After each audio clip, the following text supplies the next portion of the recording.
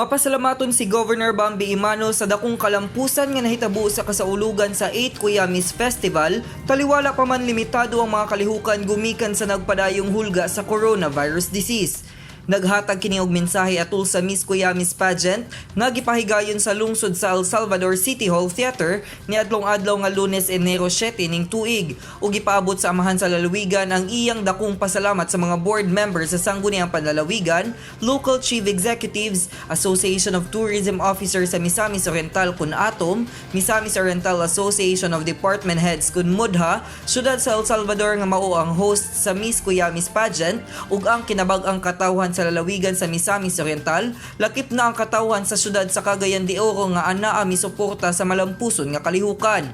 Gipabot sa niini ang iyang kinasingkasing nga pagpasalamat sa ulo sa buhatan sa Provincial Tourism nga mao si Attorney Jeffrey Saclot sa pagpaningkamot niini nga mahimong posible ang kalihukan sa Miss Kuyamis.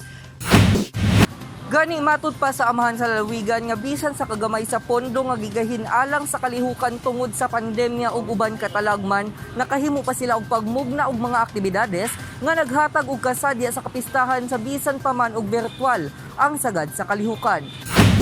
Lakip sa iyang gipasalamatan ang mga ginikanan sa 20 ka mga kandidata sa pagtugot sa ilang mga anak sa pagdala sa ngalan sa ilang munisipyo ug syudad. Gipasalig sab niini nga dili magmakuli sa paghatag sa iyang suporta sa mga kandidata sa ilang pagsalmot sa nasyonal nga kompetisyon ug bisan pa man sa natad sa edukasyon nga ilang gipaninguha.